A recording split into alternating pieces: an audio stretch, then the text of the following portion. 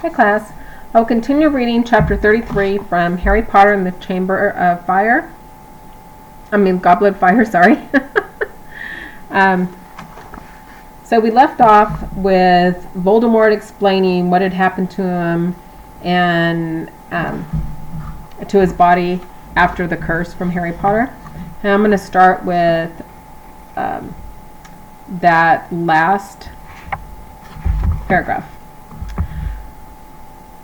I miscalculated, my friends, I admit it.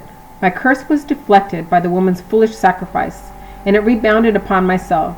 Ah, pain beyond pain, my friends. Nothing could have prepared me for it. I was ripped from my body. I was less than spirit, less than the meanest ghost, but still I was alive. What I was, even I do not know. I, who have gone further than anybody along the path that leads to immortality. You know my goal, to conquer death.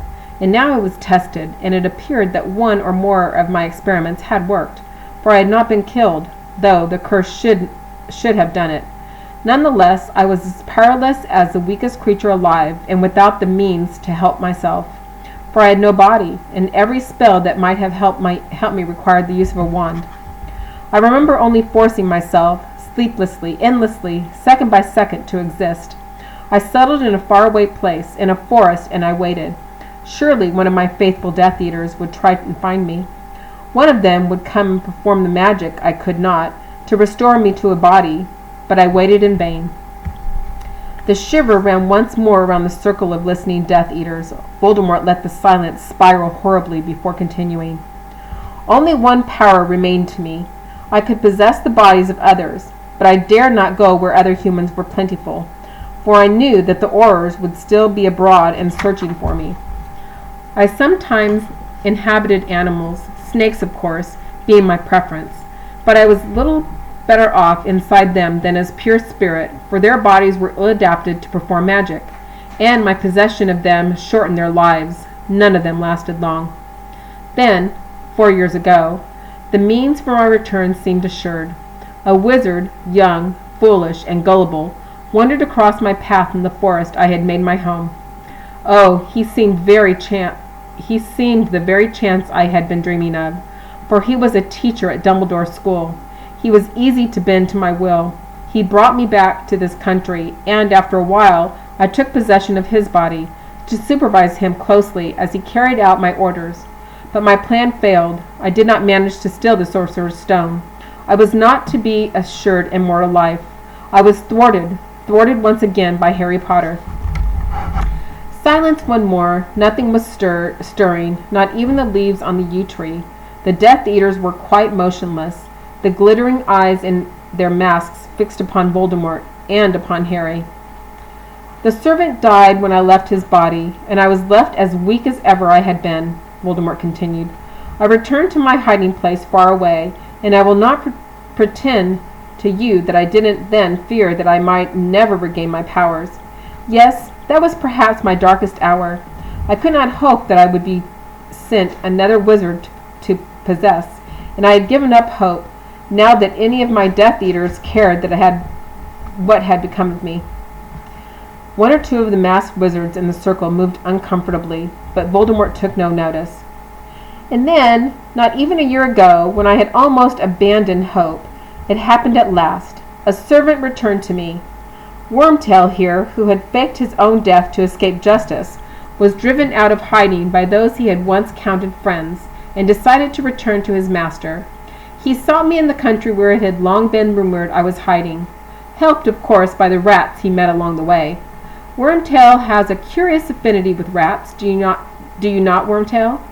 His filthy little friends told him there was a place deep in an Albanian forest that they avoided, where small animals like themselves had met their deaths by a dark shadow that possessed them. But his journey back to me was not smooth, was it, Wormtail? For hungry one night, on the edge of a very forest where he had hoped to find me, he foolishly stopped at an inn for some food. And who should he meet there but one Bertha Jorkins, a witch from the Ministry of Magic. Now, see the way that fate favors Lord Voldemort? This might have been the end of Wormtail, and of my last hope for regeneration, but Wormtail, displaying a presence of mind I would never have expected from him, convinced Bertha Jorkins to accompany him on a nighttime stroll. He overpowered her. He brought her to me, and Bertha Jorkins, who might have ruined all, proved instead to be a gift beyond my wildest dreams. For, with a little persuasion, she became a veritable mine of information. She told me that the Triwizard Tournament would be played at Hogwarts this year. She told me that she knew of a faithful Death Eater who would be only too willing to help me, if I could only contact him. She told me many things, but the means I used to break the memory charm upon her were powerful, and when I had extracted all useful information from her, her mind and body were both damaged beyond repair. She had now served her purpose. I could not possess her. I disposed of her. Voldemort smiled his terrible smile, his red eyes blank and pitiless. Wormtail's body, of course, was ill-adapted for possession, as all assumed him dead, and would attract far too much attention if noticed. However, he was the able-bodied servant I needed, and poor wizard though he is, Wormtail was able to follow the instructions I gave him, which would return me to a rudimentary, weak body of my own, a body I would be able to inhabit while awaiting the essential ingredients for true rebirth. A spell or two of my own invention, a little help from my dear Nigini. Voldemort's red eyes fell upon the continually circling snake. A potion concocted from unicorn blood and the snake venom my genie provided. I was soon returned to an almost human form, and strong enough to travel.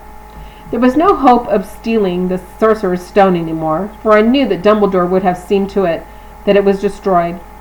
But I was willing to embrace mortal life again, before chasing immortality.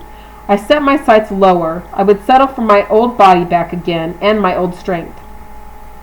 I knew that to achieve this, it is an old piece of dark magic, the potion that revived me tonight. I would need 3 powerful ingredients. Well, one of them was already at hand, was it not? Wormtail. Flesh given by a servant. My father's bone naturally meant that we would have to come here, where he was buried. But the blood of a foe, Wormtail would have had me use any wizard. Would you not, Wormtail? Any wizard who had hated me, as so many of them still do.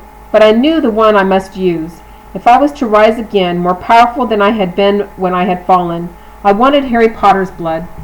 I wanted the blood of the one who had stripped me of power 13 years ago, for the lingering protection his mother once gave him would then reside in my veins too. But how to get at Harry Potter? For he has been better protected than I think even he knows, protected in ways devised by Dumbledore long ago, when it fell to him to arrange the boy's future. Dumbledore invoked an ancient magic to ensure the boy's protection as long as he is in his relation's care. Not even I can touch him there. Then, of course, there was the Quidditch World Cup. I thought his protection might be weaker there, away from his relations and Dumbledore, but I was not yet strong enough to attempt kidnap in the midst of a horde of Ministry wizards. And then the boy would return to Hogwarts, where he is under the crooked nose of that muggle-loving fool from morning until night. So, how could I take him? Why? By using Bertha Jorkins' information, of course. Use my own faithful Death Eater, stationed at Hogwarts, to ensure that the boy's name was entered into the Goblet of Fire. Use my Death Eater to ensure that the boy won the tournament, that he touched the Triwizard Cup first, the cup which my Death Eater had turned into a portkey, which would bring him here, beyond the reach of Dumbledore's help and protection, and into my waiting arms. And here he is, the boy you all believed had been my downfall. Voldemort moved slowly forward and turned to face Harry. He raised his wand. Crucio! It was pain beyond anything Harry had ever experienced. His very bones were on fire. His head was surely splitting along his scar. His eyes were rolling madly in his head. He wanted it to end. He wanted to black out, to die. And then it was gone. He was hanging limply in the ropes behind him, binding him to the headstone of Voldemort's father, looking up into those bright red eyes through a kind of mist. The night was ringing with the sound of Death Eater's laughter. You see, I think how foolish it was to support that this boy could ever have been stronger than me, said Voldemort. But I want there to be no mistake in anybody's mind. Harry Potter escaped me by a lucky chance, and I am now going to prove my power by killing him. Here and now, in front of you all, when there is no Dumbledore to help him and no mother to die for him. I will give him his chance.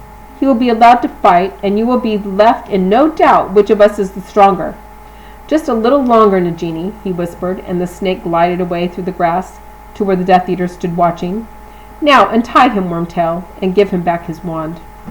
That's the end of chapter 33, and I will expect you guys to write a summary, and then I will be reading chapter 24 later this week. Look forward to the email from me when it is uploaded. Okay? Thanks. Have a great day and be safe, guys.